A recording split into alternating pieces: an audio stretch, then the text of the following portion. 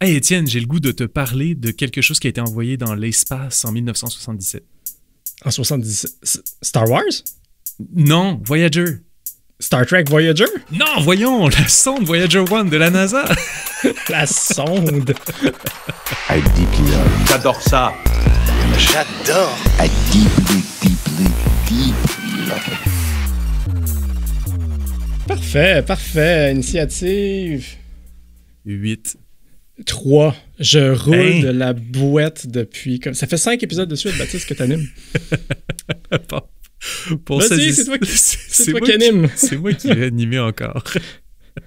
Salut, cher astronaute ou futur astronaute. On avait envie de te proposer ce format plus court une fois de temps en temps, un mini-zode tel qu'on l'appelle, pour traiter d'un seul sujet et te laisser l'occasion de triper là-dessus avec nous. Ça remplacera pas un épisode standard, c'est un épisode bonus. Ouais, si t'es nouveau, on veut t'aider à embarquer avec nous en te donnant un petit avant-goût de ce qui t'attend si tu décidais de te lancer dans tous nos longs et beaux épisodes standards. Yes, et si t'es un habitué du podcast, t'as peut-être besoin de ce format plus court pour t'accompagner dans ta marche matinale, par exemple. On veut juste du bien à tes oreilles. Ouais. Yes. Fait qu'aujourd'hui, on parle du sujet suivant, Voyager 1. J'ai suggéré ce sujet-là à Étienne parce que je suis tombé sur une vidéo qui m'a fasciné. Figurez-vous que, bon, c'est ça, on disait en intro, hein, c'est une sonde qui a été envoyée en 1977, la première sonde. En fait, c'est drôle parce que Voyager 2 a été envoyé avant Voyager 1. Mais il y a une raison très particulière à ça, ce programme de la NASA-là, c'était de profiter d'un certain alignement de planètes qui n'arrive qu'une fois aux 170 ans ou 175 ans, je pense. 176, je pense. 176, OK, ouais, c'est ça. Ouais. Et cet alignement de planètes-là leur permettait d'envoyer une sonde qui allait, Voyager 1, qui allait plus regarder Jupiter et Saturne en particulier, et l'autre qui allait regarder, si je ne me trompe pas, Neptune et Uranus. Exactement. C'est ça. Ouais. Puis l'idée, c'est pourquoi ce fameux alignement-là est intéressant, c'est parce que ça, c'est le premier truc qui m'a fasciné quand j'ai regardé la vidéo.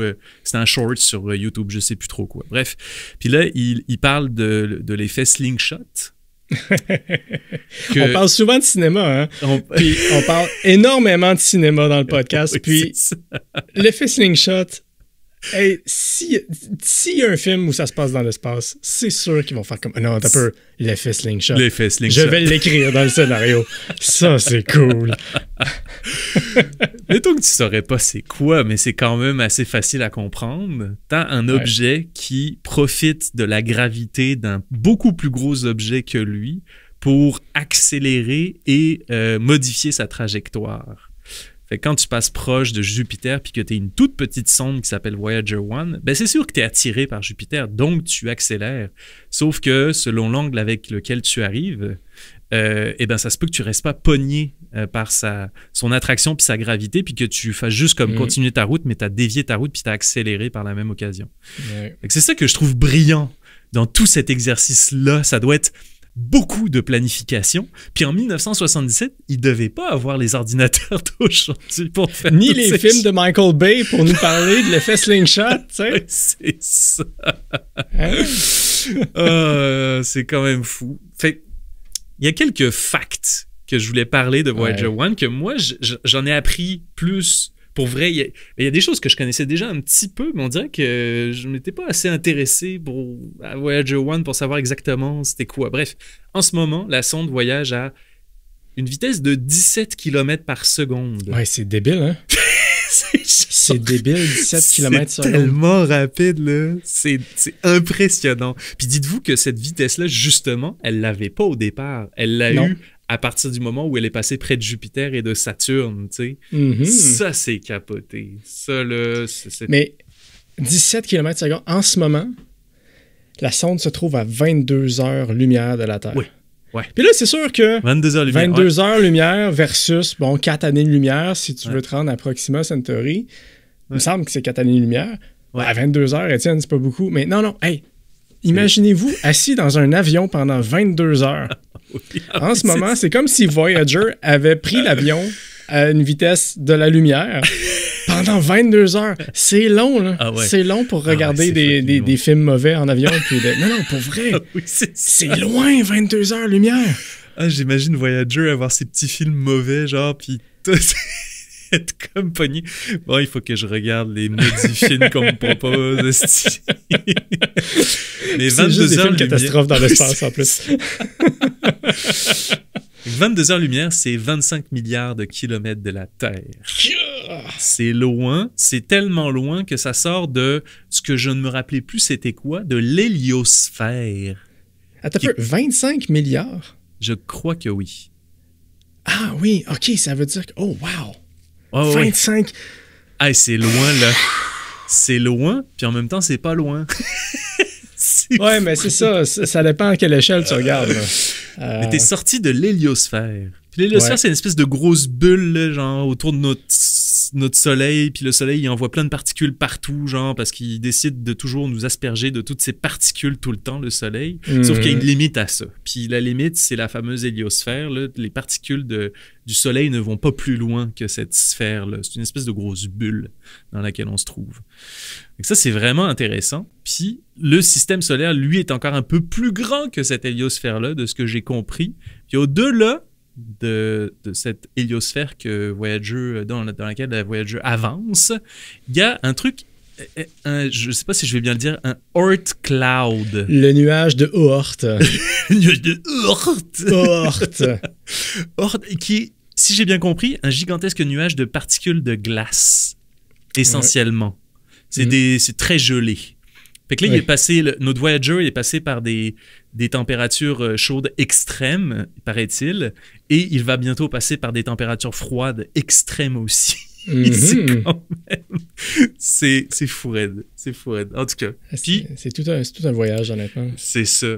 Est-ce que tu savais aussi, Étienne, qu'il émet un signal à 22 watts? Ouais, j'ai lu que c'était comme la puissance d'une ampoule de frigo. Oui. Non, mais il y a quelque chose de complètement capoté là-dedans. Puis, moi, j'ai un fait que je veux citer parce que en novembre 2023, Voyager 1 a commencé à communiquer du charabia plutôt que de l'information cohérente. Oui, j'ai vu ça aussi passer. Oui. C'est parce que c'était une de ces puces qui était brisée. Oui. La puce servait à Voyager à pacter l'information avant de l'envoyer. Donc, c'est comme comment je vais compresser l'information pour l'envoyer sur Terre. Puis quand les scientifiques se sont rendus compte de ça, ils ont fait comme, OK, attends un peu, c'est ça qui se passe. Qu'est-ce qu'on peut faire pour réparer... Ouais. Là, je souligner ces mots-là. Réparer l'engin le plus loin qu'on a envoyé de l'histoire de l'humanité. On va réparer un engin qui est à 25 milliards de kilomètres de Puis ils ont réussi à... Ils ont d'abord envoyé une commande pour dire à Voyager « Hey, stocke ton code différemment. Ce que Voyager a répondu « C'est parce que j'ai pas cet espace-là. Ah non, c'est ça. Hey, je date de 77. Calme-toi le pompon. Donc, les scientifiques, il a fallu qu'ils disent à Voyager, hey, sépare ton code de telle façon, stocke-le de telle façon pour réparer la communication. Mais ça, tu fais ça à distance. Et chaque message que tu envoies prend 22 heures à se rendre. Et chaque réponse que tu reçois prend 22 heures à arriver. Hey, c'est débile. C'est capoté. C'est capoté. Ouais.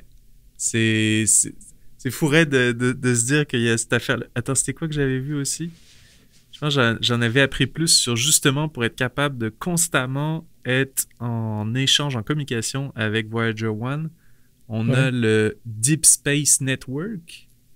Qui sont 3 antennes, 3 giga-antennes, une en Californie, une en Espagne, une en Australie.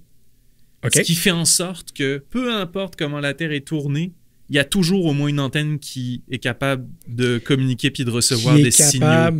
D'attraper le signal de frigo de Voyager 1. De frigo. Écoute, non mais fais juste y réfléchir un instant, c'est complètement débile. Puis, tu sais, j'avais lu aussi qu'il y a une genre de mini-capsule qui permet de le propulser puis de lui fournir de l'énergie au nucléaire. Oui. Parce que tu peux pas avoir des panneaux solaires quand tu es aussi loin du soleil si tu veux continuer à fonctionner. C'est quand même très intéressant. Puis, je pense que ils ont dû, avec le temps, shut down des modules qui n'étaient pas essentiels à la mission Voyager 1. Et il y a l'un des modules de photographie. La dernière photo qui a été prise, c'est The Pale Blue Dot, qui est notre fameuse Terre vue de très, très, très, très loin. Puis juste après cette photo-là, le module de caméra a été éteint à jamais. Mais ça, c'est drôle, hein? Pense-y. Pour conserver de l'énergie, c'est pas juste de dire « Hey, système, arrête de prendre des photos. » Non. C'est de lui dire « Supprime le logiciel pour prendre des photos. » Ça va te calmer un peu. C'est à ce point-là de la micro-optimisation. Là. C'est capoté. Oui, d'ailleurs, le plutonium 238 qu'ils utilisent, à un moment donné, il ne générera plus assez d'énergie. Puis là, on estime qu'on va avoir le silence radio en 2036. Ouais, j'avais vu ça aussi. Mais ça, cette date-là est constamment repoussée. Parce que, ah oui? Ça, j'avais pas... En fait, pas celle-là en particulier. T'sais, 2036, ça devrait être la dernière. Ouais. Mais c'est parce qu'avant, ils se disaient, on devrait manquer de piles en 2000, je sais pas quoi. Puis là, finalement, ça dure plus longtemps. Puis finalement, Voyager envoie du charabia, c'est fini. Finalement, on l'a réparé. T'sais. Alors, on dit 2036, mais peut-être que... C'est ça, peut-être. C'est jamais. Peut-être que Voyager va devenir conscient et gérer lui-même son énergie autrement. Qui sait? Non, mais pour vrai, c'est capoté. Mais c'est capoté. Avais-tu vu aussi ça, c'est le dernier gros truc que j'avais fait comme ah oui, c'est vrai qu'ils avaient envoyé ça, mais j'avais pas compris en détail c'était quoi. Il y a un disque d'or à bord de Voyager 1. Ça, c'est hot, là. Ça, c'est hot parce que ça fait genre écho à et si un jour une vie extraterrestre intelligente tombe sur cette sonde-là, est-ce qu'on peut lui transmettre un message de qui on est, c'est quoi la planète Terre, où est-ce qu'on est, etc., toutes ces choses-là. Fait il a fallu qu'ils inventent, à partir de choses qui sont connues à travers tout l'univers, une façon de communiquer, genre, à des gens qui trouveraient ce CD-là, des gens des vies extraterrestres intelligentes, de communiquer. Fait que là, la première unité de mesure sur laquelle ils s'appuient, c'est genre, je pense, entre 2 atomes d'hydrogène, pour montrer une genre de longueur d'onde universelle entre ces 2 atomes-là qui est de 7 nanosecondes. Exact. T'es comme, OK. Fait que là, on part... Attends, c'est quoi le truc qu'on retrouve dans tout l'univers? De l'hydrogène. OK, on va s'appuyer là-dessus. Tu sais, c'est comme... Non, mais quand tu penses, c'est capoté, là. C'est vraiment cool parce qu'après, tu sais, ils ont envoyé des photos. Ils ont envoyé des sons. Mais tout ça, ils l'ont mis sur un disque. Ouais. Là, après, il faut que tu dises à monsieur l'extraterrestre, « Hey, pour vrai, là, voici toute la solution au puzzle pour déchiffrer ce disque-là. » C'est comme un escape game qu'on envoie au Non, mais imagine, Baptiste, demain matin, tu te promènes dans la rue, puis là, te tombe dans les mains un disque et tu dois le décoder. Et ça contient l'endroit ainsi que la langue, les images extraterrestres. Je veux dire, ce serait la plus grosse découverte. C'est un méchant cadeau qu'on a envoyé aux extraterrestres en espérant que c'est pas une espèce qui est trop... oui, c'est ça. Conquistador, mettons. Oui, c'est ça. Parce que si tu as lu The Three Body Problem, tu sais que t'es mieux de rester caché dans la galaxie plutôt que de te montrer. C'est ça la morale de l'histoire dans Three Body Problem. Mais bon. Non, je pense qu'il y a des gens dans les années 70 qui se sont dit « de toute façon, moi, je vais être mort, donc j'envoie ça. » Je m'en fous. C'est pas grave. Je m'en fous.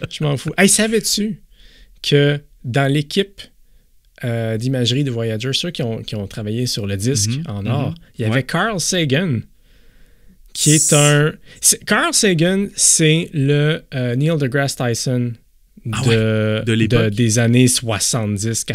Ah ouais, hein? C'est ce gars-là est capable de vulgariser n'importe quoi, mais sans une espèce de petit, je sais pas comment dire autrement, de cockiness de Neil deGrasse Tyson. Le gars était très posé et très pédagogue. Ouais, Carl ouais. Sagan, à découvrir. Ah ouais, hein, Carl Sagan. Ça, c'est un bon nom à découvrir. OK. Je vais aller voir ça. Pour vrai, moi, ça fait à peu près le tour de ce que j'avais appris et découvert sur Voyager 1. Bon, il y a d'autres trucs plus en détail, là, vous pourrez aller voir. Il y a des vidéos qui expliquent même comment le dessin du tourne-disque sur le Golden Disc avec un code binaire, puis l'expression en nanosecondes de la fameuse unité te permet de savoir à quelle vitesse doit tourner ce disque-là pour que tu puisses entendre les enregistrements. Tu sais, c'est quand même... tellement cool! Je trouve ça tellement geek à souhait, là, ce genre de détails-là. Là. C'est savoureux. Le pire, c'est qu'on sait très bien ce qui va se passer. Là. Ça va tomber dans un champ, dans l'équivalent de l'Oklahoma, sur un monde extraterrestre, puis il y a quelqu'un qui va le trouver, puis qui va faire comme de l'or, puis il va le faire fondre. Check bien. C'est sûr que oui. Mais... Moi, j'avais... Oui, vas-y. J'avais d'autres trucs. Excuse. Le Pale Blue Dot, dans le fond, on en a parlé tout à l'heure. Ouais. C'est une photo qui a été prise à une distance de 6,4 milliards de kilomètres de la Terre. C'est une photo de la Terre, puis c'est vraiment cool. Pour ceux qui n'ont pas vu la photo, imaginez une photo où on voit, l'espace, et il y a comme des reflets un peu à la J.J. Abrams, là, un peu lens flare de « OK, il y a des reflets dans la lentille.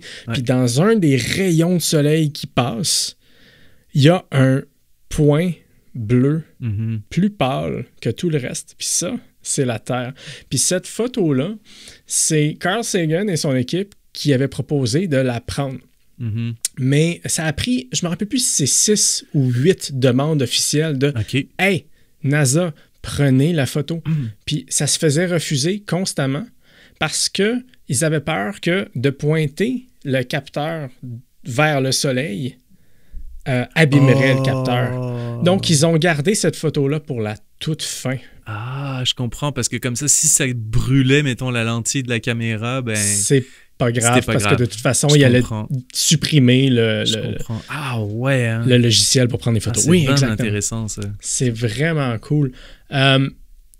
On a dit aussi que Voyager 2 était lancé avant Voyager 1. Oui. Il était lancé 1, 2, 3 semaines avant, quelques jours avant. Mais elle navigue légèrement moins vite, ce qui fait qu'elle est rendue vraiment moins loin que Voyager 1. Oui. Puis c'est pour ça que ça a été nommé Voyager 2, parce que on savait que ça allait aller moins vite et donc se rendre moins loin. Mais tu sais, c'est un peu étrange comme façon de penser. C'est comme si ils avaient nommé le premier iPhone le iPhone 68 parce que le iPhone 1, après, il allait aller plus performant. Je sais pas. Il y a quelque chose dans ma tête que c'est à l'envers, mais je sais pas trop. À la base, Voyager 1 et 2 devaient s'appeler Mariner 11 et 12. Ça devait être sous le programme Mariner, mais ils ont tellement modifié le design de la sonde que c'était plus vraiment une sonde Mariner. Alors, ils ont fait comme... Vous savez quoi? On va faire un autre programme. On va partir un autre programme. Voyager 2, c'est grâce à cette sonde-là qu'on sait que sur Neptune, il y a des vents supersoniques. Oui. Essaye simplement d'imaginer un vent supersonique, Baptiste, à quel point ce serait violent et ce serait fort en termes sonores. Ouais. C'est des vents dans lesquels tu m'entends crier « Ouais! » on t'entendrait quand même parler de trou noir puis de Christopher Nolan. Ça irait pas de problème. Mais ouais, des vents supersoniques. Quand tu brises la vitesse du son, en plus, ça fait un boom supersonique. Là, le vent, c'est ça. C'est ça. Puis mais c'est vrai que quand tu regardes les photos, là, tu regardes les photos de même Jupiter, de Saturne qui ont été prises, c'est tellement beau. Là, Jupiter, c'est une espèce de c'est comme une... On dirait que quelqu'un a fait une peinture magnifique. Genre, c'est tellement beau à regarder, là, ça n'a aucun sens. Puis les anneaux de Saturne sont époustouflants. Là. Puis il y a comme une... Je savais pas, mais en voyant une photo, il y a une vidéo qui expliquait qu'il y a certains satellites qui permettent de comme... pas fixer les anneaux, mais genre les garder tels qu'ils sont actuellement. Il y a certains satellites qui tracent des lignes bien particulières, puis ça aide toute la belle uniformité de l'anneau. Je sais pas, il y a quelque chose de très organique, intéressant là-dedans. C'est ça. C'est tellement cool. Tu sais, il y a quelque chose, Baptiste, dans l'exploration spatiale des années 60-70 qui a pu aujourd'hui... Tu sais, juste pour te faire un parallèle, un des trucs qu'on a envoyé juste à la dérive dans l'espace récemment, c'est une Tesla. Oui. Tu sais... Je pense que je préfère Voyager 1. De loin.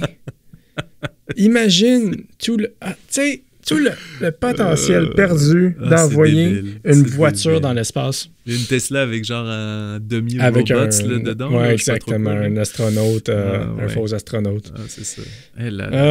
Des fois, hein? Des fois, hein? Mais moi, j'aime imaginer la petite sonde Voyager 1 qui va vivre sa vie de sonde. Je sais pas pourquoi je l'imagine siffloter, là. Une fois qu'elle aura perdu tout contact avec nous autres en 2036, elle s'en va à travers le feu et la glace dans l'espace interstellaire toute seule. Il y a de quoi de fascinant d'imaginer ça. C'est une sacrée bouteille à la mer quand même. Quasiment romantique. Oui, oui, vraiment. Oui, c'est ça. Oh là là. Merci pour le partage, Étienne.